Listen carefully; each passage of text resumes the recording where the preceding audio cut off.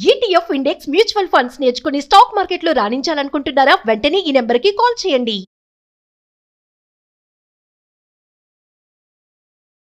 నమస్తే కళ్యాణ్. నమస్తే జగర్. వినోద్ అనే ఒక పర్సన్ మనకి మెయిల్ చేశారండి. పెళ్ళైపోయింది, సుఖంగా వెళ్ళిపోతుంది జీవితం. మళ్ళీ బయట అమ్మాయి కూడా కాదటండి, ఇంట్లో అమ్మాయి, చుట్టాలు.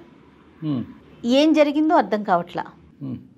నాకు చాలా ఇష్టం అండి నా భార్య అంటే, కానీ నా వల్ల కావట్లేదు. నేను యాక్సెప్ట్ చేయలేకపోతున్నాను, వదిలేయలేకపోతున్నాను. Something is wrong. సరే, ఒకసారి మీతో మాట్లాడిస్తానని చెప్పాను. తప్పకుండా మేడం, ఒకసారి కాల్ చేద్దామండి.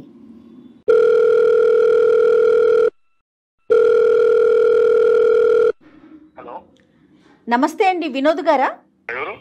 నేను జయానండి, సుమన్ టీవీ అందమైన జీవితం ప్రోగ్రామ్ నుంచి కాల్ చేస్తా ఉన్నాను. మేడం నమస్తే మేడం. నాతో పాటు డాక్టర్ కళ్యాణ్ చక్రవర్తి గారు ఉన్నారు. మీ సమస్యను ఒక్కసారి మాట్లాడతారా? చెప్తాను. Hello Vinod sir. నమస్తే సార్. నమస్తే నాన్న. ఏంటి నాన్న సమస్య? ఏ ఊరు మీది? సార్ మాది చిత్తూరు సార్. ప్రస్తుతం హైదరాబాద్ లోనే నేను పనిచేస్తున్నాను. Right, okay okay. చెప్పు నాన్న, ఏంటి సమస్య? సార్ నాకు పెళ్ళి 3 ఏళ్ళు అవుతుంది సార్. ఆ అమ్మాయి పేరు లాస్య సార్. తను పుట్టినప్పటి నుంచే నాకే పెళ్లి చేయాలంటున్నారు సార్. నాకు ఇచ్చే పెద్దవాళ్ళు. నాకు అంత చదువు అంత అప్పలేదు సార్. మీరేం చేస్తూ ఉంటారు? మీరేం చదువుకున్నారు? IT చేసేవాను sir. ఐటీఐ చదువుకున్నారు. ఆవిడ బీటెక్ చేసింది. సో తనకి నేనంటే ఇష్టము. సో మీరిద్దరైతే ఒకరికొకరు కావాలి అని అనుకున్నారు. పెద్దవాళ్ళకి మాత్రం మీ ఇద్దరు కావాలనుకోవటం ఇష్టం లేదా? ముందు ఒప్పుకున్నారు సార్. తర్వాత నాకు అంత పెద్ద ఉద్యోగం లేదని ఒప్పుకోలేదు సార్. వాళ్ళు ఒప్పుకోలేదు. వేరే పెళ్లి చూపులు కూడా చేయించారు సార్. కానీ ఆ అమ్మాయికి ఇంకా వాళ్ళ ఇంట్లో వాళ్ళు ఎక్కువ ఫోర్స్ చేస్తే కూర్చునింది సార్ పెళ్లి చూపులకి. పెళ్లి చూపుల వరకు అయితే వెళ్ళింది, బలవంతంగా వెళ్ళింది. ఇంకా చివరికి మేమిద్దరం వచ్చేసినాం సార్. వచ్చి తిరుపతిలో పెళ్లి చేసుకున్నాము కొండపైన. మీ ఇంట్లో కూడా ఒప్పుకోలేదా వినోద్ గారు? మా ఇంట్లో కూడా ఒప్పుకోలేదు మేడం. ఇప్పుడు వాళ్ళ ఇంట్లో అంటే కనుక మీకు ఉద్యోగం స్థిరంగా లేదు, చదువు లేదని. మీ ఇంట్లో అభ్యంతరం ఏంటి? ఇప్పుడు మా మామయ్య ఉన్నాడు కదా, ఆయన అంత మాట్లాడుతుంటే మా అమ్మకి నచ్చలేదు. మా నాన్న లేరు. మా మామయ్య అట్లా మమ్మల్ని చాలా తక్కువ చేసి తీసి పారేసినట్టు మాట్లాడినాడు సార్. అటు మాట్లాడితే ఇంకా మా అమ్మకి నచ్చలేదు. చిన్నప్పటి నుంచి ఆ పిల్ల అంటేనే నాకు మనసు. లాస్యా కూడా అంతేనండి? నేనంటే పిచ్చి మేడం. మా పిల్లకి పెళ్లి చేసుకుని ఇంకా నా ఫ్రెండ్ కూడా హైదరాబాద్ లో జాబ్ చేస్తున్నాడు మేడం. వాడిని అడిగాను అక్కడ ఏదైనా ఉంటే ఉద్యోగం చూడటం వస్తాను అనేసి. నాకు ఆల్రెడీ మెకానిక్ చేస్తుంటా ఇక్కడ. ఇంకా హైదరాబాద్ కి వచ్చి ఇక్కడ 3 years అయింది మేడం. 3 ఏళ్ళు అవుతుంది. లాస్య ఏం చేస్తుంది? తనకి ఏమి పని చెప్పట్లేదు సార్. నేను ఇంట్లోనే ఉంచాను. పిల్లలు లేరుగా? మాకున్న పరిస్థితుల్లో ఇప్పుడు పిల్లలు వద్దనుకున్నాను సార్. ఇప్పుడు అంత స్తోమత లేదు కదా సార్. కాదు, పిల్లలు వద్దు అనుకున్నారు, కానీ ఉద్యోగం చేయడానికి ఏంటి అమ్మాయి హైదరాబాద్ సిటీలో? తనకి ఇష్టం లేదా ఏంటి? నాకు ఇష్టం లేదు మేడం. చిన్నప్పటి నుంచి అంత బాగా చూసుకున్నాను. ఎందుకు తనని బయటకు పంపించాలి? ఎందుకు ఉద్యోగం చేయించాలి? తను మీ ఉద్దేశంతో ఏకీభవిస్తుంది అంటే ఓకే నేను ఇంట్లో కంఫర్ట్ గా ఉన్నాను అంటదా, లేకపోతే ఎట్లా ఉంది తన మెంటాలిటీ ఏంటి? తను బాగానే ఉండింది మేడం. 2-3 ఏళ్ళు బాగానే ఉన్నాము. ఎందుకో మేడం కొద్ది రోజులుగా తన ప్రవర్తన నాకు అర్థం కావట్లేదు మేడం. నాకు ఏడుపు వస్తుంది. అయ్యో. పెద్దలతో కాంటాక్ట్ ఉందా? లేదు సార్. కాంటాక్ట్స్ తగ్గిపోయినాయి. లేదు, మా అమ్మతోనూ లేదు సార్. సో కాంటాక్ట్స్ తగ్గిపోయినాయి అంటే అంత ఇష్టపడి వచ్చినటువంటి ఆడపిల్లకి ఈ రోజు నువ్వంటే ఇష్టం లేకుండా ఉండటం అంటే? ఈ మధ్య గత 3-4 నెలల నుంచి నా దగ్గరికి కూడా రావట్లేదు. పిలిస్తే పలకదు, మాట్లాడిస్తే మాట్లాడదు. ఏదో పరవాణి చూసినట్టు చూస్తాను సార్. నన్ను రూమ్ లో కూడా రానివ్వట్లేదు సార్. తలుపేసేస్తుంది. నేను హాల్లోనే పడుకుంటున్నాను సార్. 10 రోజుల నుంచి చూస్తున్నాను మేడం. తన ఒంటి మీద బంగారు చూస్తున్నాను. ఫోన్లు కొత్త చూస్తున్నాను. ఓ, ఫోన్లు, బంగారం కూడా? బంగారం కూడా సార్. మీరు అడిగారా అమ్మాయిని ఎక్కడవి ఏంటని? అడిగినాను మేడం. అడిగితే ఇది అమ్మ వాళ్ళు తీసిచ్చినారు, నీకు కూడా తీసిస్తా అన్నారు. నేనే ఇంటికి రమ్మంటే రానన్నారు. ఏదో చెప్తాను మేడం సంబంధం లేకుండా. పోలండి, తల్లిదండ్రులు మళ్ళీ ఆ అమ్మాయిని స్వీకరించారన్నమాట అనుకోవాలి కదా. నాకు లేదు సార్. నేను ఒకసారి ఇంటికి వెళ్ళాను సార్. మా మామయ్య వాళ్ళ ఇంటికి వెళ్తే వాళ్ళు నన్ను అక్కడే అవమానించారు. ఇంట్లో కూడా రానివ్వలేదు. మేము ఇప్పుడు వచ్చాము, అంత అబద్ధాలు చెప్పి మళ్ళీ మా ఇంటికి వస్తావు నువ్వు, పోరా బయటికి అన్నారు సార్. ఈ అమ్మాయికి మరి వాళ్ళ అమ్మ వాళ్ళు ఇవ్వలేదండి? అదే మేడం నాకు అర్థం కాలేదు మేడం. అదే తను అడిగితే ఇది తనేమంటుంది, ఇది అమ్మ వాళ్ళు ఇచ్చినారు అంటుంది. వాళ్ళ ఇంట్లో ఏమో మేము తీసిలేదు అంటారు. ఈ సాగు పెట్టుకుని మళ్ళీ మా ఇంటికి వస్తావా, పోరా బయటికి అని వాళ్ళు నన్ను గెంటేసినారు సార్. సరే, ఇచ్చిన వాళ్ళు అయితే ఇచ్చామని చెప్పడంలో వాళ్ళు ఎందుకు సంకోచిస్తారు? కానీ అంతే కదా సార్. అదే నాకు అనుమానం ఇచ్చి గట్టిగా అడిగినాను సార్ ఆ పిల్లని. అడిగితే ఏం చెప్పట్లేదు. కానీ తన ఫోన్ లో ఒక లవ్ సింబల్ వేసి ఒక ఫోన్ నెంబర్ ఉండే సార్. ఫోన్లు ఇవ్వటం ఆ అమ్మాయి చేతుల్లో కనిపించి తల్లిదండ్రులను ప్రశ్నించేటప్పటికి తల్లిదండ్రులు మేము ఇవ్వలేదు, నువ్వు వెళ్ళిపోరా, నువ్వు మా ఇంట్లో అడుగు పెట్టడానికి లేదని మిమ్మల్ని సాగరంపారు. ఇది కాకుండా మీకు వేరే అనుమానాలు ఏమైనా ఉన్నాయా? సార్ నేను ఎన్నిసార్లు మెకానిక్ షాప్ నుంచి చేస్తూనే ఉంటాను సార్. చాలా చేసినా సరే బిజీ వస్తూనే ఉంటాను సార్. ముందన్నా ఫోన్ నాకు చేసేది సార్ తనకి, ఇప్పుడు చేయట్లా. ఎప్పుడు చాటింగ్ లో ఉంటది, నేను వచ్చినా సరే ఓకే కొంచెం చాట్ చేసుకుంటూ తను నవ్వుకుంటా ఉంటది. ఈ ఫోన్ బిజీ చాటింగ్ ఇంతకు ముందు ఉండేది కాదు 3 నెలల క్రితం? లేదు సార్ అసలు లేదు. ఇంకానన్నా ఇక్కడ ఇంటి దగ్గర ఒక షాప్ ఉంది సార్. ఆ షాప్ లో అతను మా షాప్ లో పనిచేస్తాడు. వాళ్ళు చెప్తున్నారు సార్ మీ వైఫ్ ని ఎవరో కార్ లో తీసుకుని వెళ్తున్నారు అది ఇది అని చెప్పి నమ్మలేదు సార్. ముందు నాకు ఇదంతా చూస్తే అనుమానం వచ్చింది. నేను షాప్ కి వెళ్ళిన వెంటనే వెళ్తుందంట సార్ బయటికి. నేను షాప్ నుంచి వచ్చేసరికి వచ్చేస్తుందంట మళ్ళీ ఇంటికి. అంటే ప్రతిరోజు జరుగుతుందంటండి? రోజు వెళ్తుందంట మేడం. వాళ్ళు కనిపించినప్పుడు చెప్తున్నారు మేడం నాకు. సరే ఈ 3 కలిపితే నీకు అనుమానం వస్తుంది. అనుమానం వచ్చి నేను కూడా వెళ్ళాను సార్. ఒకసారి ఇంటికి వెళ్తే నా ముందే ఒకసారి కార్లో వెళ్ళింది. నీ కళ్ళతో కూడా చూసావు? వెనకాల వెళ్తే షాపింగ్ వెళ్తాంది, సినిమాకి వెళ్తాంది. నాకు తట్టుకోలేకపోతున్నాను సార్ నేను. ఎవరు ఆ పక్కన ఉన్నవాడు? ఎవరు అతను? ఎవరో తెలియదు సార్ నాకు కూడా. చివరికి అడిగేసినాను సార్ మనసు చంపుకొని ఏదైతే అయింది అని చెప్పుకొని అడిగితే నీకు తెలియదు నేను అనుమానిస్తాను అని చెప్పి తిరిగి నన్నే అంటాను సార్. నీదే అనుమానం అంటుందా? నేను నా కల్లారా నేను చూసాను అంటుంటే కూడా నమ్మట్లేదు సార్. లేదు నువ్వు ఎవరినో చూసినావు, నేను ఒక్కటే వెళ్ళాను, ఎవరితో వెళ్ళలేదు అని ఇలా నాతో వాగ్వాదాలు పెడతాను సార్. ఆ స్మార్ట్ ఫోన్లు ఏవో ఉన్నాయి కదా, ఒక 2-3 ఫోటోలు వీడియోలు తీయలేకపోయావు? కార్ నెంబరు మాల్లో అక్కడ తిరుగుతున్నప్పుడు సార్ వాళ్ళని చూడగా అసలు నాకు కాళ్ళు చేతులు ఆడట్లేదు సార్. ఆ టైంలో నేను పెట్టుకుంటాను సార్. కానీ మీరు చెప్తున్నదంతా నిజమని మేము ఎలా నమ్మాలి అని అంటున్నా వినోద్. తనే చెప్తాను సార్. తర్వాత నేను అడిగే కొద్ది అవును నా ఫ్రెండ్ అని చెప్పింది సార్. తనే ఒప్పుకుంది. ఫ్రెండ్ అందా? ఒప్పుకుంది. నేను చాలా రోజులుగా అడిగితే అవును అని చెప్పి నాకే చెప్పేసరికి నేను ఏం చేయాలో అర్థం కావట్లేదు సార్. ఇట్లా మా అమ్మ వాళ్ళ దగ్గరికి పోలేను, ఇట్లా వాళ్ళ అమ్మ నాన్నని అడగలేను. ఫ్రెండ్ అయితే దానికంటూ ఒక లిమిటేషన్ లేదా ఒక గీత ఉంటుంది కదా. కానీ నువ్వు లేనప్పుడు ప్రత్యేకించి ఎందుకు వెళ్ళాలి? నీకు తెలియకుండా సీక్రెట్గా ఈ కథను ఎందుకు నడిపించాలి? దాన్ని ఫ్రెండ్షిప్ అని ఎలా అంటాం మనం? నేను అది ఆ మాట అంటే నువ్వు అనుమానిస్తున్నావు, నేను అట్లా తప్పు చేసే అమ్మాయిని కాదు. ఫ్రెండ్షిప్ కి మించి ఏం పెద్ద వాళ్ళిద్దరి మధ్యన జరగలేదు అని అందా ఆ అబ్బాయికి తనకి? అంటుంది సార్, అంటుంది. కానీ ఇప్పుడు నాకుంటది కదా సార్, నా భయాలు నాకుంటది కదా సార్. నాకేట దూరం. ఓకే, నీకు దూరం అయిపోద్దని ఇన్సెక్యూరిటీ ఉంటుంది. ఈ అబ్బాయి ఎవరు? తను ఎవరో నాకు కూడా తెలియదు. అడిగితే నీకు నా మీద నమ్మకం లేదా అని చెప్పి నన్నే. అయ్యో బాధపడకండి వినోద్. లేదులే వినోద్, అడుగుదాం. మన ప్రయత్నం మనం చేద్దాం, మాట్లాడదాం. కళ్యాణ్ గారు అమ్మాయితో మాట్లాడితే తన ఉద్దేశం ఏంటి, తినే తప్పుగా అర్థం చేసుకుంటున్నాడా లేదా ఏం జరుగుతోంది అనేది మనం తెలుసుకోవచ్చు. మీరు అన్నట్లుగా వినోద్ మీరైతే దేనికైనా సిద్ధంగా ఉండండి. నువ్వే కలుపు ఫోన్. చూద్దాం సార్, మీరు అమ్మాయితో మాట్లాడితే మీకు ఒక ఐడియా ఫామ్ అవుతుంది కదా. హలో తిన్నావా? ఇందాకే చేసావు, మళ్ళీ ఎందుకు చేస్తున్నావు? ఎందుకంత కోపం నా మీద? నేనేం అడిగినా నిన్ను? పదే ఎందుకు కాల్ చేస్తున్నావు అంటున్నాను. మీ కోపడకమే, నేను చెప్పేది నువ్వు ఎందుకు ఇన్ని రోజుల నుంచి తేడాగా ప్రవర్తిస్తున్నావు? నీకేమైనా అనుమానంగా నేను అనుమానిస్తున్నాను? నేను చెప్పు. ఇన్నిసార్లు కాల్ చేసి అనుమానించడం అని అంటారు కదా, ఏంటి నా మీద ఏంటి డౌటా నీకు ఇన్నిసార్లు కాల్ చేయడానికి? మరి ఎప్పుడు చేసినా బిజీ వస్తానే ఉంటుంది. ఇందుకు ముందన్నా నువ్వు నాకు వెనక్కి చేసేదాన్ని, ఇప్పుడు అది కూడా చేయట్లేదు కదా నువ్వు. నాకు బిజీ ఉంటే ఎవరు కాల్ తీయరు. నీకు నాతో మాట్లాడే ఇష్టం లేదు, నాకు అర్థమైపోయింది. ఒకసారి మాట్లాడతారంటే నీతో మాట్లాడు సార్.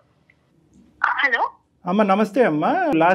నా పేరు డాక్టర్ కళ్యాణ్ చక్రవర్తి అమ్మ. సుమన్ టీవీ అందమైన జీవితం నుంచి మాట్లాడుతున్నాను. నాతో పాటు సీనియర్ యాంకర్ జయ గారు కూడా ఉన్నారు ఇక్కడ. ఏం లేదమ్మా, వినోద్ మాకు ఈమెయిల్ పంపించాడు. చాలా బాధలో ఉన్నాడు. సడన్ గా ఒక 2 to 3 months బట్టి మీలో ఒక మార్పు వచ్చింది. అతన్ని పెద్ద పట్టించుకోవట్లేదు, అతనికి పెద్ద ఇంపార్టెన్స్ ఇవ్వట్లేదు అని అతను చాలా లోన్లీగా ఫీల్ అయ్యి మాకు ఈమెయిల్ పంపించి, అసలు నా భార్య లాస్యలో మనసులో ఏముందో దాగుందో నాకు తెలియట్లేదండి. అతను అడగలేక అతను అడగవలసినటువంటి ప్రశ్నలు మా ద్వారా అడిగిస్తున్నాడమ్మా. ఇప్పుడు ఆయన అనుమానిస్తున్నాడు అని నేను అనడంలో తప్పులేదు కదా సార్? అంటే నాకు తెలియదమ్మా అసలు మీ ఇద్దరి మధ్యన లాస్ట్ 2 to 3 months బట్టి ఎటువంటి డిఫరెన్స్ ఆఫ్ ఒపీనియన్ వచ్చిందన్నది చెప్పమ్మా. చాలా అంతే. ఇప్పుడు మా ఇద్దరి పర్సనల్ లైఫ్ లో జరిగే విషయాలన్నీ మీకెందుకు షేర్ చేయాలి సార్? నేను చిన్నప్పటి నుంచి బాగా ఇష్టపడి మీరిద్దరు ప్రేమించుకుని పెద్దలకి ఇష్టం లేకుండా పెళ్లి చేసుకున్నారు. ఈ సందిగ్ధ పరిస్థితుల్లోంచి మిమ్మల్ని ఇద్దరిని బయటకు లాగటానికి స్నేహితులు లేరు, కుటుంబ సభ్యులు లేరు. ఇప్పుడు అతను అనుమానిస్తున్నాడని నువ్వు బాధపడుతున్నావు, నా భార్య నాతో పాటు సహకరించట్లేదని అతను బాధపడుతున్నాడు. ఎవరికెళ్ళి చెప్పుకుంటారు మీరు? ఆ విధంగా అతను మాకు వచ్చి చెప్పుకున్నాడు కాబట్టి మేము ముందస్తు ఏంటంటే కొన్ని 100,000 మెయిల్స్ వచ్చినా కూడా అవన్నీ పక్కన పెట్టి ఈ అబ్బాయి చచ్చిపోతానంటున్నాడు, విపరీతమైనటువంటి శోభలో ఉన్నాడని చెప్పి మేము ఫోన్ చేసి ఓ సహాయకర చర్యగా మేము ముందుకు వచ్చాం. మీకెందుకు చెప్పాలి అంటే మేము ఏమీ మాట్లాడలేము తల్లి. అమ్మ, ఏదైనా సమస్య ఉన్నప్పుడు పరిష్కరించుకోవాలి కదా లాస్య. మీరు చదువుకున్న వాళ్ళు, మీ ఇద్దరి మధ్య సమస్య ఉంది, అందమైన జీవితం సుమన్ టీవీ డాక్టర్ కళ్యాణ్ చక్రవర్తి గారు ఉన్నారు అని చెప్పి తను ట్రస్ట్ చేసి మా దాకా వచ్చారు. ఫైనల్ గా నువ్వే అప్రిషియేట్ చేస్తావు చూడమ్మా. అది ఇప్పుడు నేను ఏం తప్పు చేశానండి అంతలా తీసుకొచ్చి చెప్పడం? నేను ఏం చేశానని చెప్పాడు, నేను ఆయన బాగానే చూసుకుంటున్నాను కదా. అమ్మా ఏం తప్పు చేసావు, తప్పు అనే మాట అనలేదమ్మా అతను. ఓకే, కొన్ని మంత్స్ నుంచి బాగుండట్లేదు అంటున్నారు కదా. ఫోను, మెసేజింగ్, చాటింగ్ ఇలాంటి వాటిలో బాగా బిజీగా ఉన్నావంట. ఎప్పుడు ఫోన్ చేసినా ఫోన్ ఎంగేజ్ వస్తుందంట. అతనికి ఇవ్వాల్సినటువంటి టైం ఫోన్కి ఇస్తున్నావంట, అదే ఫోన్ లో అవతల ఉన్నటువంటి వ్యక్తికి. ఫ్రెండ్స్ ఉంటారు కదా, బిజీ ఉంటాను నేను. Okay, we have understood each other. నువ్వు కోఆపరేట్ చేయడానికి రెడీ అయ్యావు. కైండ్లీ టెల్ అమ్మా, పెళ్ళైనప్పటి నుంచి ఏం జరిగింది మీ ఇద్దరి మధ్యన? ఈ లాస్ట్ 3 years ఎలా ఉంది? ఈ మధ్య కాలంలో ఏమైంది? వాడెవడు మన ఇద్దరి మధ్య? వాడెవడు చెప్పు. నా ఫ్రెండ్ అంటున్నాను కదా. నేను ఏ ఫ్రెండ్షిప్ చేస్తే నీకెందుకు వచ్చింది బాగా? అరే నేను ఎవరు? నీ మొగుడిని కాదా? నేను అడగకూడదు, నాకు హక్కు లేదు. అది కదమ్మా, ఫ్రెండ్ అయితే కనుక మీ హస్బెండ్ కూడా ఫ్రెండ్ చెయ్యమ్మా. ఎవరికి తెలియనటువంటి గోప్యంగా ఉంచే ఫ్రెండ్ ఎందుకు అనుమానాలు దారి తీస్తుంది కదా. సార్ అతనికి నాకు ఎంగేజ్మెంట్ చేద్దాం అనుకున్నా. అదే ఇందాక వినోద్ చెప్పిన పెళ్లి చూపులు అతనితోనేనమ్మా? అవునండి, మా పేరెంట్స్ చేయాలనుకున్నారు. అప్పుడు నేను మా మామ మీద నాకు చాలా లవ్ అండ్ కేర్, అఫెక్షన్ చాలా ఉండే అప్పుడు. కాబట్టి నేను అప్పుడు అతను ఓకే చేయలేదు. నేను చెప్పాను నాకు ఆల్రెడీ ఉన్నారు, ఆయన చేసుకుంటాను, so that's why I cannot marry you అని చెప్పినప్పుడు we exchange our numbers. You wanted to continue as friends అమ్మా? As a good friends. ఎందుకంటే తనకి నా మెచ్యూరిటీ కానివ్వండి, తనకి నా బిహేవియర్ కానివ్వండి నచ్చింది. అందుకని హి సెడ్ మనం ఫ్రెండ్స్, గుడ్ ఫ్రెండ్స్ గా ఉంటే బాగుంటుంది అన్నారు. So I don't want to hurt him. అందుకని నేను ఒక గుడ్ ఫ్రెండ్ గా ఉంటున్నాను తనతో. 3 years పాటు మీ మ్యారేజ్ అయిన తర్వాత కూడా కంటిన్యూ అయిందా? అవునండి. పెళ్లి చూపుల్లో పరిచయం అయినటువంటి ఆ ఫ్రెండ్ ని మీ భర్తకి తెలియకుండా ఉంచవలసినటువంటి అవసరం ఏముంది? ఎందుకు మీ భర్తకి ఇంట్రడ్యూస్ చేయలేదు? మీ ఇంటి వరకు ఎందుకు రాలేదు? అది నా పర్సనల్ లైఫ్ కదండి. పర్సనల్ ఏంటి తల్లి? పెద్దల్ని కాదనుకుని ముందుకు వచ్చినటువంటి మీ ఇద్దరు పర్సనల్ ఏంటమ్మా? నేనప్పుడు తను ఇష్టపడ్డప్పుడు అవును ఇష్టపడ్డాను, I like him, that's why I got married with him. కానీ నా లైఫ్ ఎలా ఉండాలి, ఎలా డిజైన్ చేసుకోవాలి అప్పుడు నాకు తెలీదు. అప్పుడు నాకు తను నచ్చారు కాబట్టి అలా అనుకున్నాను. కానీ వాట్ ఈస్ లైఫ్ అనేది నాకు తనతో ఫ్రెండ్షిప్ వల్ల అర్థమైంది. అందుకని నాకు ఫ్రెండ్షిప్ ఇంపార్టెంట్ అయిపోయింది. మీ ఫ్రెండ్ కి మ్యారేజ్ అయిందా, పెళ్లి అయిందా? అయింది. అదేంటమ్మా, ఆవిడకి తెలుసా? తెలీదండి మాకు. ఇప్పుడు మేము బయటకి ఎంతో మంది ఎన్నో పర్సనల్ ఫ్రెండ్షిప్స్ పెట్టుకుంటారు, అన్ని చెప్పి పెట్టుకుంటారా పబ్లిక్ లో? పబ్లిక్ కాదమ్మా, మాకు చెప్పమంటలేదమ్మా, మొగుడు పిల్లలకి చెప్పుకోమంటున్నావమ్మా. అది మేము చెప్పుకోవాలనిపిస్తే చెప్పుకుంటాము.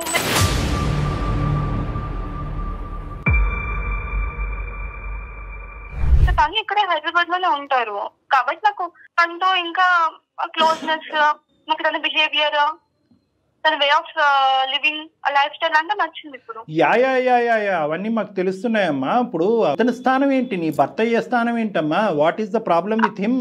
I don't have any problem with him. నేను తనతో ఉంటున్నాను కదండి. కేవలం మీది ఫ్రెండ్షిప్ ఏనా? దానికి మించింది ఏమన్నా ఉందా? మీకు ఎందుకు చెప్పాలండి అంటున్నాను. అమ్మా ఎందుకు చెప్పాలి అని అన్నా అదే మీనింగ్ వస్తుంది, చెప్పకూడదు అన్నా కూడా అదే మీనింగ్ వస్తుంది. సో నువ్వు చెప్పకుండానే ఏది చెప్పాలో చెప్పేసావు. ఇప్పుడు చెప్తే అని తెలుసుకుని ఏం చేస్తారు? ఎందుకు చెప్పు? ఇక్కడ నేను ఉన్నాను, నీకోసం అన్ని వదులుకొని వచ్చినాను కదా. ఉన్నావు, ఏం చేసి పెట్టావు నాకు చెప్పు? ఏం చేసి పెట్టావు నాకు? ఏం కావాలమ్మా నీకు? ఏం కావాలి చెప్పు? నాకు కావాల్సిన లగ్జరీ లైఫ్ నాకు లేదు.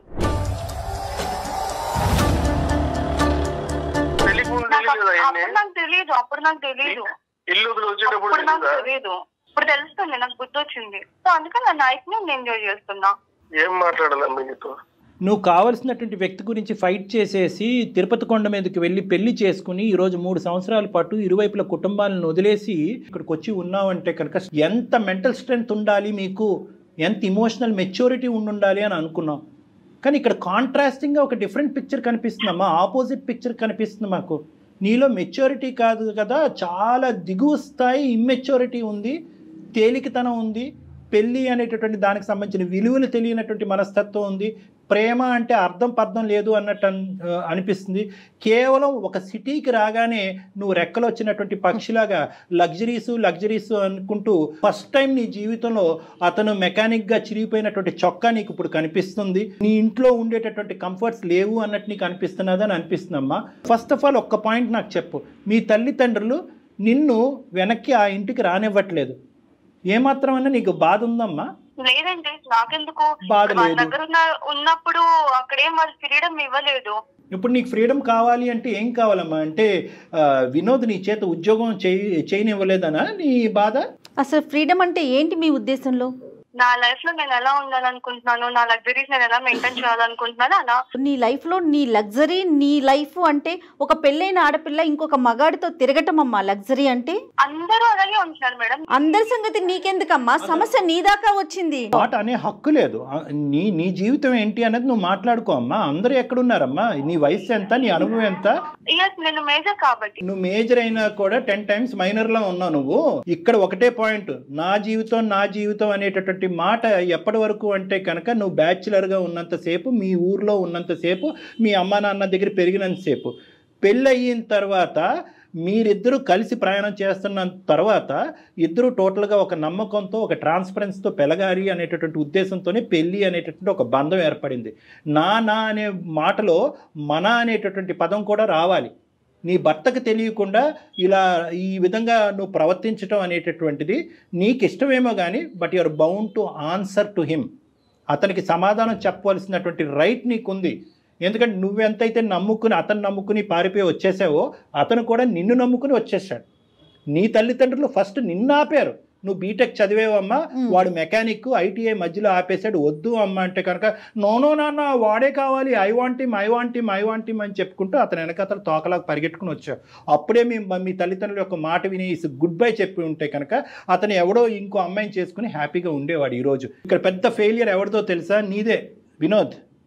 నీ ఫెయిలియర్ ఎక్కడో ఊడిపడినటువంటి ఆడపిల్ల కాదు, అరేంజ్డ్ మ్యారేజ్ కాదు, మీ కుటుంబంలోనే పుట్టి పెరిగినటువంటి ఒక ఆడపిల్ల యొక్క సైకాలజీ, మెంటాలిటీ నువ్వు ఆవగింజంతా కూడా అసెస్ చేయలేకపోయావు. నోట్లో వేలు పెట్టుకునే పిల్లోడు కూడా అసెస్ చేస్తాడు, ఈ అమ్మాయికి మెంటల్ మెచ్యూరిటీ లేదు, గాలివాటం, గాలి ఎటువైపు వేస్తే అటువైపు కొట్టుకుపోయేటటువంటి రకం. వాడి పిల్లం వచ్చి ఈ అమ్మాయి జుట్టు పట్టుకుని నేలకేసి కొడతాది. ఆ రోజు ఈ అమ్మాయికి తెలిసి వస్తుంది, దిస్ ఈస్ కామన్, ఇది fair, what is wrong, where is freedom, ఈ ఇంగ్లీష్ టెక్స్ట్ బుక్ లో ఉన్న పదాలన్నీ వాడేస్తుంది కదా. ఈ అమ్మాయికి సరైన పనిష్మెంట్ ఇప్పుడు వరకు తగల. లవ్ మ్యారేజ్ అయినా కూడా పేరెంట్స్ క్షమిస్తారు. అరే ఏముందిలే, మన ఆడపిల్ల ఎక్కడో ఎలా ఉందో మన ఇంట్లో మనిషిని ఇక్కడ చేసుకుంది, పండగకు పిలుద్దాం, పబ్బానికి పిలుద్దాం. 3 years పాటు ఈ అమ్మాయిని ఇప్పటికి కూడా గడప తొక్కనివ్వలేదు అంటే కనుక ఈ అమ్మాయి మొండి వైఖరి వాళ్ళు మొదటి నుంచే స్టడీ చేసి ఈ రోజు వచ్చినటువంటి అమ్మాయి మళ్ళీ మన ఇంట్లో ఏం పెంట పెడతాది రా బాబు, ఎక్కడుంటే అక్కడే ఉన్నాయి అని చెప్పి ఆ అమ్మాయికి దండం పెట్టి నీ నెత్తి మీద పెట్టి వదిలేశారు. ఈ గుడిబండను తెచ్చుకుని నీ నెత్తిమే పెట్టుకున్నాను. సార్ పెళ్లికి ముందు ఇట్లా లేదు కదా సార్. నేనంటే ప్రాణం అనింది, నేనంటేనే ఇష్టపడింది, ఎక్కడైనా తీసుకెళ్ళిపోమావయ్యా అనింది. లేదు, నువ్వెవరితో నన్ను ఉన్నావని నేను వచ్చి చూస్తున్నానా? లేదు కదా. నన్ను నువ్వే ప్రతిదానికి వెనకొచ్చి ఎంక్వైరీ చేస్తున్నావు. నేను చేస్తున్నాను. అమ్మ కనిపించేటటువంటి వాటి గురించి మాట్లాడదాం అమ్మ. నువ్వు ఫోన్ చేసినప్పుడు అతను ఫోన్ ఎంగేజ్ రాలేదు, నువ్వు మెసేజ్లు పెట్టినప్పుడు అతను తిరిగి మెసేజ్లు పెడుతున్నాడు, ఏ టైం వచ్చినప్పుడు ఎప్పుడు వెళ్ళినా కూడా ఆ మెకానిక్ షాప్లో స్క్రూలు బిగించుకుంటూ కూర్చున్నాడు. నువ్వేమో వచ్చి కారుల్లో తిరుగుతావు కదా. అతను ఏమన్నా కార్ల మీద తిరిగాడా? నీకు ఆల్రెడీ పెళ్ళయింది, అక్కడ అడ్డంగా దొరికేంత ఆల్రెడీ అతనికి పెళ్ళైపోయింది, అతనికి ఒక భార్య ఉంది, మీది ఒక ఫ్రెండ్షిప్, దానికి ఒక గొప్ప పదం. ఈ పదాలు ఎక్కడ దొరుకుతున్నాయో భగవంతుడా, దాన్ని తీసుకొచ్చి పెట్టేసుకున్నావు. దాన్ని ఎక్కడి దాకా తీసుకెళ్తావు? మ్యారేజ్ అనేది ఒక ఆప్షన్ అంతే కదండి. ఇప్పుడు ఎవరికి నచ్చిన వాళ్ళు పెట్టుకుంటారు కదా. అవునా? అదొక ఆప్షన్. నచ్చిన డేస్ ట్రావెల్ చేస్తారు, లేకపోతే వదిలేస్తారు. దానికి ఎందుకు ఇంత? ఈ నిర్వచనాలు మాకు దయచేసి చెప్పద్దు. Marriage is an option, ABC ఇలాంటివన్నీ మాకు అనవసరం. మేము ఇంకా అంత పోస్ట్ కల్చర్ లో లేమమ్మా. కేవలం ఇది ఒక గుట్టుగా ఉన్నంత సేపే ఈ మాట తీరు. ఇదే పంచాయతీ ఓపెన్గా నీ బాయ్ ఫ్రెండ్ వాళ్ళ భార్య వాళ్ళ కుటుంబ సభ్యుల మధ్యన పెడదామా రేపు మధ్యాహ్నం? రెడీనా మీరు? పెడదామంటే నేను రెడీ. నేను మళ్ళీ చెప్తున్నాను, మా పర్సనల్ లైఫ్ లోకి ఇన్వాల్వ్ అవ్వను అని అంటున్నారు, అవుతున్నారు మీరు. తప్పదమ్మా, తప్పదు. నువ్వు ఎందుకంటే మాకు నేర్పించేస్తున్నావు ఇక్కడ. తను వాళ్ళ వైఫ్ తో హ్యాపీగా లేడేమో, వాళ్ళ వైఫ్ తో అతను హ్యాపీగా లేడేమో, అందుకని నాతో ఫ్రెండ్షిప్ చేస్తున్నాడు అంటది. అమ్మ పిచ్చికి కూడా హద్దు ఉందమ్మా. అమ్మ నువ్వు మాట్లాడేటటువంటి అన్ని పిచ్చి మాటలు, ఇమ్మెచ్యూరిటీతో కూడినటువంటి మాటలు. మరి వాళ్ళ వైఫ్ మరి తిని ఎక్కడికి వెళ్తున్నాడు, ఏం చేస్తున్నాడు అవన్నీ ఎందుకు చూడట్లేదు కదా. ఇప్పుడు ఏం చూస్తున్నారు కదా, అబ్జర్వ్ చేస్తున్నారు, ఆవిడ అబ్జర్వ్ చేసుకోవట్లేదు కదా. ఇలాంటి వాటికని మేము సమాధానాలు చెప్పము, ఎందుకంటే కనుక ఆ అమ్మాయి నమ్మకంతో ఉంది కాబట్టి ప్రశ్నించట్లేదు. డాక్టర్ గారు అసలు ఈ అమ్మాయితో కంటిన్యూ చేయటమే తప్పండి. ఇప్పుడు మాట్లాడిన ఇంతసేపులో ఎక్కడైనా అనిపిస్తోందా ఈ అమ్మాయిలో మనం మార్పు తీసుకురావచ్చు, మీరు కూర్చొని మాట్లాడితే అనే థాట్ మీకు వస్తుందండి? చెప్పండి. ఎందుకంటే నేను చివరి వరకు వదలనమ్మా, కాబట్టి నా నమ్మకం నాది కాబట్టి ఒక్క ప్రయత్నం చేస్తున్నాను, దయచేసి వినమ్మా. Life is a very big ocean అమ్మా. ఈరోజు నువ్వు నిలబడినటువంటి ఎక్కడైతే నువ్వు నిలబడ్డావో, ఏవైతే ఆలోచిస్తున్నావో, ఏవైతే అనుభవిస్తున్నావో, ఇవన్నీ కూడా ఊహాజనకం. మనకి ఏదన్నా శిక్ష పడేటటువంటి పరిస్థితి వచ్చేంత వరకే ఇవి నిలబడతాయి. నువ్వు ఇంకా ఊహించుకోవట్లేదు. నీలో ఉన్నటువంటి ప్రధానమైనటువంటి లోపం ఏంటంటే పరిణామాల గురించి ఆలోచించట్లేదు తల్లి. నువ్వు నాకు నీ మీద కోపం రావట్లేదు, జాలేస్తుంది. మీ ఆయన్ని చూస్తే ఇంకా జాలేస్తుంది. ఈ కొత్తగా కనిపించినటువంటి వ్యక్తి నీకు దేవుళ్ళలా కనిపిస్తున్నాడు, ఎల్లకాలం నిలిచిపోతుంది అని అనుకుంటున్నావు. ఈ స్వర్గం ఎల్లకాలం నిలవదు అని ఒక్క మాట చెప్పాలి అని అనుకుంటున్నాను నీకు. ఈ సోకాల్డ్ స్వర్గం ఏదైతే నువ్వు అబ్బాయితో పాటు నువ్వు అనిపిస్తున్నావో ఇది ఎల్లకాలం నిలబడదు. ఆ అమ్మాయికి తెలిసి వస్తే కనుక మీ ఇద్దరిని రోడ్డుకి ఇచ్చేటటువంటి పరిస్థితి వస్తుంది. ఇప్పటికి కూడా భగవంతుడు నీకు ఒక అవకాశం ఇచ్చాడు అందమైన జీవితం ద్వారా. ఎప్పుడు ఉంటామో ఎప్పుడు పోతామో తెలియదు కదా సార్, అందుకని చెప్పు. నా మాట ఒక్కసారి వినమ్మా. ఇప్పుడు నాకంటూ ఎవరు లేరు, నువ్వు తప్ప. నీకంటూ ఎవరు లేరు, నేను తప్ప. ఇప్పుడు ఒక పెద్దవాళ్ళ పొజిషన్ లో వీళ్ళు సారు మేడం ఒకసారి చెప్తున్నారు. నీకు చివరిగా చెప్తున్నానమ్మా, ఇది ఇంకా నీ ఇష్టం. ఇంకా నేను చెప్పడం అయితే చెప్పినా నీకు. నేను చాలా పోరాడా నీతో, భరించాను. నేను ఎంతగాని భరించగలనమ్మా. నేను కూడా ఇంకా నాతోడు కూడా కాదమ్మా, నీ ఇష్టం. ఇంకా నేను అనుకున్న నాకు తీసుకొచ్చివ్వగలవా? ఇప్పుడు మనకున్న పరిస్థితులకి నువ్వు కోరుకునేటివన్నీ రావు కదమ్మా. అమ్మా ఇది నువ్వు కోరుకుని వచ్చింది అమ్మా, ఇదేం బలంతో పెళ్లి కాదు. చెప్పాను కదా సార్, నేను తనతో ఉంది, నా ఫ్రీడమ్ నాకు కావాలని ఉండాలి అంతే. తనకి ఇంట్లో చేసి పెట్టాల్సిన చేసి పెడుతున్నాను. ఒకటి తల్లి, నా వంతు ప్రయత్నం నేను చేశా. ఎంతకాలం ఈ ప్రయాణం కొనసాగుతుందో, ఎన్ని తన్నులు తింటారో, ఎంత అవమానం పడతారో అనేది కాలమే నిర్ణయిస్తుంది.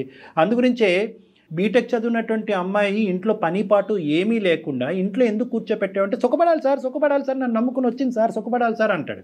ఇప్పుడేమో వచ్చి ఇంట్లో కూర్చొని చేసే పంచాయతీ ఇది ఈ అమ్మాయి. నువ్వు జీర్ణించుకోలేనట్టు స్వేచ్ఛ ఇచ్చావు, దాన్ని నువ్వు అడ్వాంటేజ్ తీసేసుకున్నావు. ఈరోజు నీకు చెప్పేటటువంటి అవకాశం లేదు అని నేను అనుకుంటున్నానమ్మా. అయినా కానీ తల్లిదండ్రులు లాంటి వాళ్ళం ప్లీజ్ ఆలోచించమ్మా. ఇదన్నా అనుకో, అక్కడ మనస్సాక్షి అనేది ఒకటి ఉంటుంది వినోద్కి. అది అంటది, ఒరే ఏంద్ర బాబు పైపైన కడిగి ఇచ్చేస్తున్నారు ఈ ఇస్త్రీ, ఎంగిలి విస్తరిని, మళ్ళీ అందులోనే నిన్ను భోజనం చేయమంటారు, వద్దురా బాబా. అతని మనస్సాక్షి అతన్ని అంటది. కాబట్టి నీలాంటి వ్యక్తితో అనుక్షణం ఇలా కాపాడుకుంటూ ఫోన్లు చేస్తూ ఈ మెకానిక్ షెడ్లో ఉన్నంతసేపు ఇక్కడ ఇంట్లో ఏం చేస్తున్నావు అని అనుకుని అతను బ్రతకటం వ్యర్థం. వినోద్ ఏం చేద్దాం చెప్పండి. వినోద్ మీ ఒపీనియన్ చెప్పండి. మేడం నేను చెప్పాల్సినంత చెప్పాను మేడం తనకి. ఆ అమ్మాయి ఒప్పుకుంటే నేను ఇప్పుడు కూడా సిద్ధమే మేడం. కానీ తను ముందులానే ఉంటానంటే నేను కూడా ఎలా ఉండగలుగుతాను madam? Last and final question Lasya, అన్నీ వదులుకుని పద్ధతిగా జీవించేటటువంటి ఆలోచన నీకుందా? ఈ పిచ్చి పిచ్చి పనులన్నీ ఆపేసి అప్పుడే వినోద్ నీతో ప్రయాణం చేస్తాడు, లేదంటే గుడ్ బై అంటానికి రెడీగా ఉన్నాడు. ఏమంటావు? You don't have interest in this marriage or that person? You don't have interest in Vinod, so you have interest in that person. మీ ఇద్దరి మధ్యన ఒక పనికిరాని ఒక అక్రమ సంబంధం డెవలప్ అయ్యింది. పెళ్లి చూపులు కాస్త ఒక అక్రమ సంబంధం కింద బ్యాక్గ్రౌండ్లో కంటిన్యూ అయింది. ఇది మాట్లాడకుండా ఏవేవో మాట్లాడుతున్నావు ఏంటి నువ్వు? మీకు మేము చేతులు జోడించి బతిమాలాలా? అమ్మ తల్లిదండ్రులు లాంటి వాళ్ళు మారమ్మా, నీకు పరువు పోతుందమ్మా, కుటుంబం రోడ్డు మీకు వస్తుందమ్మా అని చెప్పి నిన్ను బతిమాలాలా? వద్దమ్మా, నీకు ఇవ్వాల్సినటువంటి టైం చాలా ఇచ్చాము. వినోద్, ఇటువంటి అమ్మాయిని నువ్వు ఆలోచించకుండా, తెలివితేటలు లేకుండా, అసెస్ చేయకుండా పరిగెట్టుకుంటూ వెళ్ళి పెళ్లి చేసేసుకున్నావు. ఇప్పటికైనా మీ ఇద్దరి మధ్యన పిల్ల జల్లా ఎవరు లేరు కాబట్టి, ఎటువంటి బాధ్యత బరువు లేదు కాబట్టి ఇప్పటికైనా సంతోషంగా సుఖంగా గుడ్ బై చెప్పేసి ఆ అమ్మాయికి నీ జీవితం ఏంటి అన్నది నువ్వు బతుకు. ఆ అమ్మాయి కంటే ఇలా వదలటం, ఎక్కడికక్కడ కట్ చేయటం అలవాటే. అక్కడ తల్లిదండ్రులు కట్ చేసింది, ఇప్పుడు నిన్ను కట్ చేసింది, రేపు ఆడి దగ్గరికి వెళ్తుంది, ఆడిని కట్ చేస్తుంది. డెఫినెట్గా ఈ అమ్మాయి జంపింగ్ జాకులు అంటారు వీళ్ళని. లాస్య చాలా సంతోషం అమ్మా, ఇంతవరకు మాతో మాట్లాడినందుకు, నీలాంటి ఒక గొప్ప వ్యక్తితో మాట్లాడినందుకు. మధ్యలోనే నేను చెప్పాను డాక్టర్ గారికి ఇది వర్కౌట్ అయ్యే విషయమే కాదని. పాపం ఆయనే లేదు లేదు అని మాట్లాడుతూ ఇక్కడ దాకా వచ్చారు. చాలా సంతోషం తల్లి. నమస్తే. పెట్టేసే తల్లి ఫోన్. ఎప్పుడో చెప్పాను కదా independent women and free bird అని. Bye ma'am. Oh my God. మనం మీకు నేను మధ్యలోనే అన్నాను కదా డాక్టర్ గారు, కానీ మీరేమన్నారు? లేదు జయ గారు ఒకసారి మాట్లాడదాం, ఇంకొంచెం మాట్లాడదాం అన్నారు కదా. ఆ అబ్బాయి గురించి మేడం, ఆ అబ్బాయి గురించి మీరు ఆలోచించారు. తను చాలా డిస్టర్బ్డ్ క్యారెక్టర్ అండి. వినోద్ తనకేం చెప్తారో చూడండి కళ్యాణ్ గారు. వినోద్, ఇప్పుడు నువ్వు హ్యాపీగా ఉండాలి, అర్థమైందా? స్టార్టింగ్ లోనే చెప్పాను, చేదైనటువంటి నిజాలు నీకు వినిపిస్తాయి. ఇది కేవలం ఫ్రెండ్షిప్ కాదు, దానికి మించింది అంటే కనుక ఆ అమ్మాయి అసలు మొండిగా హ్యాపీగా ఒప్పుకుంది. ఇప్పుడు ఏమొచ్చి వెళ్ళిపోతానికి రెడీయా అంటే కనుక హ్యాపీగా వెళ్ళిపోతాను నేను, ఫ్రీ బర్డ్ అంది. అది ఎగిరి ఎగిరి ఇంకో పంజరంలో చిక్కుంటది, అది గుర్తుపెట్టుకో. ఇంకొకటి కూడా నేను చెప్తున్నా, నువ్వు హ్యాపీగా ఉండటం అనేది ఎంత ఇంపార్టెంటో మొండిగా ఉండటం కూడా అనేది అంత ఇంపార్టెంట్. ఆ అమ్మాయి అక్కడ ఇక్కడ ఆ పెంట ఈ పెంటలోకి వెళ్ళి అన్ని ముళ్ళు గుచ్చిపించుకుని మళ్ళీ తలుపు కొడతాయి, తీరానైనా నేను లోపల కోసం. అక్కడ కూడా ఈ అమ్మాయికి అవకాశం ఇవ్వకుండా ఉండేటటువంటి మొండి ధైర్యం నువ్వు పెంపొందించుకోవాలి. హైదరాబాద్లో ఒంటరిగా ఉండద్దు. ఏం చేసుకున్నా కూడా నీ కుటుంబంతో పాటు నువ్వు హ్యాపీగా ఉండొచ్చు. ఆ ఇరువైపుల కుటుంబాలకి మొత్తం కథంతా చెప్పు. ఏం తప్పు చేసావని నాన్న? నువ్వేం చేయలేదు. నువ్వేం తప్పు చేసావు? నచ్చినటువంటి అమ్మాయితో ప్రయాణం మొదలు పెట్టాలని ముందుకు వచ్చావు. ఆ అమ్మాయి మధ్యలోనే గుడ్ బై చెప్పింది.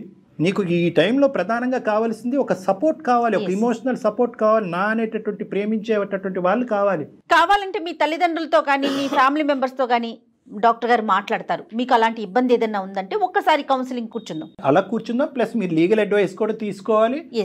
ఒక లాయర్ని కలవాలి, ఒక అడ్వకేట్ని కలిసి నెక్స్ట్ స్టెప్ ఏమేయాలి అనేది ఆలోచించాలి. కానీ at the end of the day ఈ రోజు నీకు చేదుగా బాధగా అనిపించేటటువంటి ఈ నిజం భవిష్యత్తులో నీకు చాలా సంతోషాన్ని ఇస్తుంది. ఏమాత్రం కంగారు పడమాకండి, దిగులు పడకండి, ధైర్యంగా ఉండండి.